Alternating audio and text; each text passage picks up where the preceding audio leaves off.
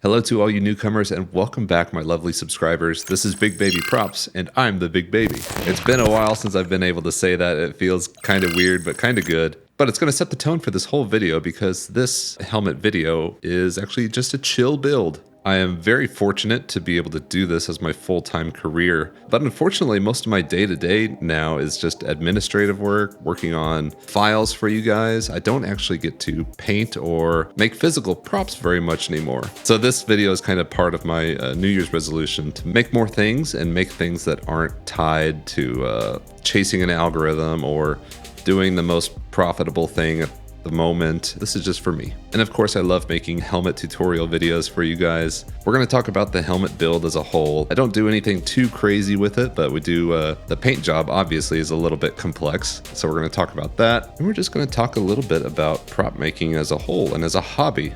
If you're like me, a lot of us got into this hobby back in COVID, around 2020. I feel like right now the whole industry has got very commercialized, obviously, which is just how things go as a hobby or as a community develops. But I wanted to take some time to get back to the good old days where we just made stuff because it was fun, because we all loved 3D printers and what they could do, and just make this silly, goofy Mountain Dew Halo themed helmet. A while ago, Mountain Dew and specifically Game Fuel and Halo did this little cooperation where they released a skin in Halo that just looks absolutely ridiculous. It is like tiger stripes of all different colors. It is the most obnoxious colors on screen that you could find, and I loved it. Me and my buddies, some of us were playing. We'd all put this skin on, and we called ourselves the Dew Brothers. And so in honor of the Dew Brothers, I'm going to be painting up this helmet in that Mountain Dew Game Fuel skin. The first part of the helmet build obviously is getting it off the printer and getting it smoothed and sanded and ready for painting. And I know I was complaining that I don't get to work on props anymore, but on the flip side of that, I could also make poor Margaret here sand all my props for me and get them ready for painting so I can skip that part. I am working on a video right now to time exactly how long it takes to sand and smooth a helmet. I think the results so far are pretty interesting, but stay tuned more for that video. For this video, we're going to focus mostly on the paint scheme because that is obviously the most challenging part of this whole build. So after we put a flat primer gray over the whole helmet, I wanted to take care of the black parts of the helmet first. So those are just a flat matte black. Once those are laid down and it's been like a couple days, I'll tape those off and we can get to our first exciting color, the orange. Now, before I get too far, there are also these like little stars all over the helmet. And if you look closely at the reference material, you can see that those stars are lined with both orange and red. Now what that means is that for any star we're going to add around the helmet, they need to have the lowest layer of paint be orange so that we can lay stickers on top of them to paint the other colors, and that will save the orange, and then it's a whole deal. We'll get into that later. But I chose orange as the first color specifically to get that effect around the stars. The orange I used is a Montana Capri. I actually had a little bit of trouble with the nozzle I was using. It like sprayed out a bunch of filler, and so it made the surface when it dried a little bit bumpy and rough, and I take care of that later. But once the orange was all over the helmet and fully dried, now came the first of many tape jobs. The first thing you notice about all the colors and all the stripes is that they're very chaotic, and there's no like straight lines on them at all. To replicate that with the tape, I'm just taking the edge of the tape and tearing it. Now that tearing is going to make the edge of the tape very rough and very, ripped and shredded. That's going to make the paint reflect that. And it's going to make sure that there's no straight lines on any paint. It's going to make the edge all crispy and going to make it very fuzzy, which is just going to play into the whole striped colors of the helmet. It's going to make them all blend together very well, make it look like it's actual stripes laying over each other. The taping overall took me just about an hour, and I was mostly just free eyeing it with all the references of the helmet.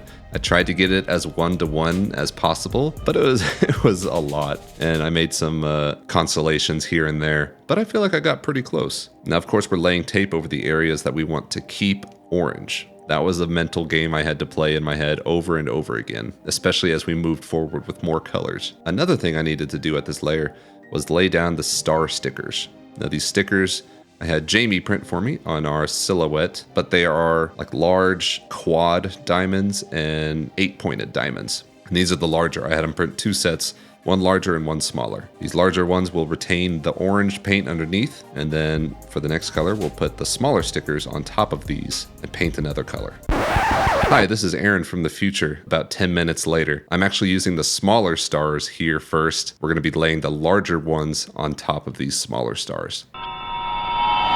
So these 2 stickers are going to sit on top of each other at different points in the painting process. I printed off about 40, used all 40. I used about 20 from the references I could see and just added a little bit more because I wanted this helmet to really sparkle and be over the top. Now that we have the first layer of tape and all of these star stickers on there, we can move on to the next color, which is going to be red. If you remember, the stars around the helmet, they were orange and then they were red. And so this red is going to outline those stars again. The red that I used for this is actually called blood orange, which is very confusing, laying on top of an actual orangey orange. So for the purposes of this video, I'm just going to call it red. I really love Montana spray cans. They have a nice cloud to it. They vaporize or atomize very well, but sometimes they just leave these little particulates on it. I've tried the alternate green caps and still sometimes it happens, and it happened this time again. And so the surface of this helmet started to get very textured, but we'll take care of it after we've laid down the last color. But first, we've got to do more taping now. We're taping down all the areas that we want to keep red. And so that means I'll lay over a lot of the red and just kind of connect it with some other stripes, but we're preparing to lay down the blue paint. And so this also means that we need to lay down the larger stars on top of the stars that we just laid. So once those stars are laid over top each other, we can move on to the painting the final color. And the final color I used for this is Nautilus from Montana. It's actually the same kind of purplish blue we used for Arbiter, and so I had some on hand. I feel like it's a little bit too dark.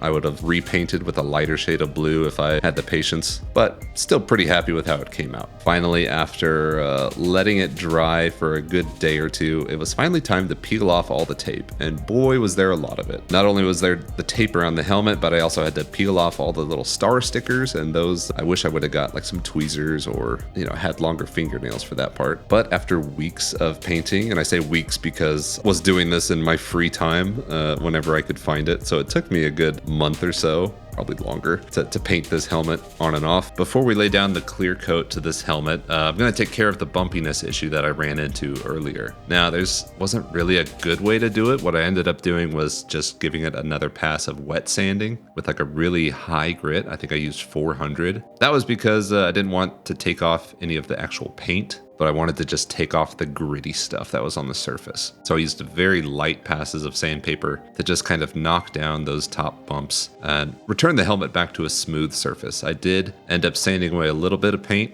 That was kind of unavoidable. What I ended up doing, however, was just spray painting a little paintbrush and then manually going back in and painting in those parts of paint that I lost. The clear coat that we're gonna be adding will kind of reunify all those paints, and so it'll bring it all in together so you don't have to worry about maybe the paint looks a little bit different at this point. The clear coat will bring everything back together, so don't worry about it. And so I used a Rust-Oleum satin clear because I wanted this helmet to kind of shine a little bit. And so the satin clear coat is going to give it a nice little shine, but not something as overwhelming as a gloss. After that satin clear had dried for a couple days, I wanted to do the visor. Now the visor for it, I wanted to be just as over the top and stupid as this paint job on the helmet is. And so I got some like holographic films that we'll be able to use. Like there are all sorts of different colors, but I wanted to go with the red since that kind of closely matched the material that Mountain Dew and Game Fuel were using for this collaboration. And so I just traced out the shape of the visor in that film a little bit larger and laid it over a Hobart face shield. I used the visor template that we include in our helmet files to trace out the shape of the Hobart face shield and then just made something a little bit bigger for the red film. It was a little bit tricky getting the film to lay on the Hobart face shield since it's not an adhesive, and so it just kind of lays there. Had to kind of align them both and make some trimmings on the other side to get it to actually fit right. But once it slotted in, it looked beautiful. It didn't have any wrinkling or anything like that. It made a nice, clear, like singular uniformed surface. And finally, after lots of taping, lots of painting, and lots of time in between all of those steps, I had my finished EOD Mountain Dew Game Fuel helmet. It stands in stark contrast to every other serious helmet that is in my collection, but I love it so much more for that fact. It's a reminder for me not to take this job too seriously. You know, obviously I want to give it my best effort, but at the end of the day, we still are making just Halo and Star Wars props. And at the end of the day, if we make something that isn't as relevant or doesn't perform as well, thanks to algorithms and all that stuff, it doesn't matter as long as I had a lot of fun making this prop, in which this case I really did. And if I have any advice for those that want to make prop making their own career, it would be that you need to remember to keep time for yourself. And making a hobby into your career always runs into that danger of you end up hating the hobby. So be sure and keep some time for yourself and remember to do things that made you fall in love with this hobby in the first place. Well, like I said, this is a chill build video, so I'm gonna end it there. Please enjoy this footage of me trying to get the helmet off. It just barely fits over my ears, but to get it off, I have to like pull my ears back through and out. It's incredibly painful, so I probably won't be wearing this helmet too often. But if there are any other Dew brothers out there, know that you are not alone. Please send me your Mountain Dew skinned props or armor or anything like that. Maybe someday we can form a full Dew brother squad. Hope you all enjoyed. I'll see you in the next video.